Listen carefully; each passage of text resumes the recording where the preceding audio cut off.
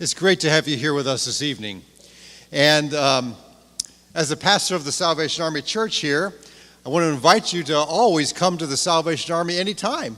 We have church service every Sunday morning at 10:45 and Sunday school at 9:30. So if you don't have a home church, you're always welcome at the Salvation Army. And your children are welcome here too. And some of you, I know, come here. July 13, 1943, England was being bombed by the Germans. And a lot of towns during that time were destroyed. One of these towns was a town called Grimsby. It's about 150 miles north of London on the east coast, close to Europe. And Mr. and Mrs. Webster and their 6 children, who were aged 3 to 9, ran for their lives as they heard the bombing planes come over this little village. They had a bomb shelter. They ran into that shelter, but the shelter took a direct hit and was destroyed, and they were buried. The whole family was buried underneath the rubble of their shelter. As the rescue crews were going over that town a few hours later, they heard the muffled sounds of children singing. And the rescuers followed the sound of their voices, and they pulled out the entire family because the children were singing when they were buried under that rubble. In fact, with a 7-year-old, her name was Joan, she said when they pulled her out and saw her whole town destroyed, she said, "Did we die and come to another land?" She had no idea what was happening. What were they singing? These children were singing songs they learned at the Salvation Army in that little village of Grimsby.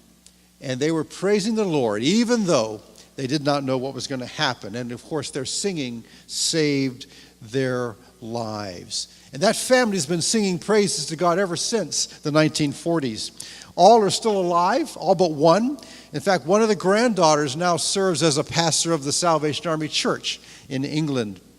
One of the grandsons said this. He said, "Whatever overwhelms you today, sing, because you do not know what the outcome will be." I'll add to that, whatever overcomes you today, young people, sing and play your guitars and play your horns and play your instruments and sing for joy, because you never know what's going to happen. Jerusalem is a city that's on a hill. It's surrounded by mountains all around it. And every year, as they do today, people would travel to the city of Jerusalem, Jewish people, to celebrate various festivals that they would have. They'd have to go to the mountains around Jerusalem, and they would look across the valley, and they would see Jerusalem there perched on this mountain in the middle of other mountains with valleys all around it. And many of them would come to a mount called the Mount of Olives. It's there today. And they would walk down a trail down the Mount of Olives and go into the valley and then come to Jerusalem and go up a hill into the city. Many of our Psalms in the Bible were written while people were doing that. And one of those Psalms starts like this. "I lift up my eyes to the mountains. Where does my help come from?" These words came to them as they were in the valley, looking around them and seeing the mountains that surrounded Jerusalem. And they said here in Psalm 121, "My help comes from the Lord, the maker of heaven and earth and those mountains." And even the trails, even there today, they're paved today, but back then they were just kind of dirt and rocky trails. And the next verse says, "He will not let your foot slip, because he who watches over you never sleeps. He who watches over Israel neither slumbers nor sleeps." And as they walked to worship there, they sang songs to these words. And a lot of them would travel at night or travel in the evenings because it was so hot in the daytime. If they traveled in the daytime, they had to find shade. And so a verse here says, "The sun will not harm you by day, nor the moon by night.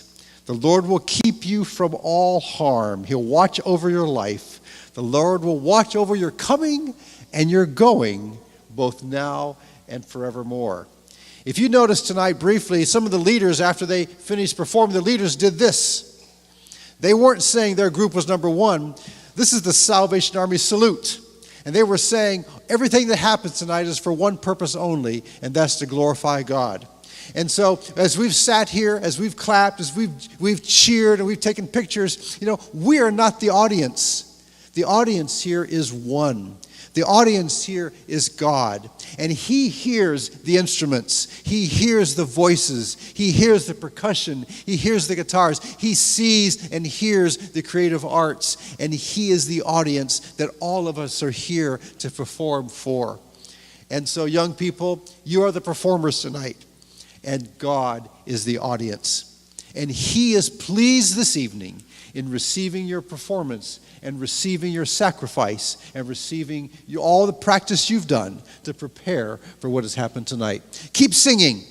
Keep playing those guitars. Keep playing those horns. Keep beating those drums, because God is pleased with your performance. God bless you.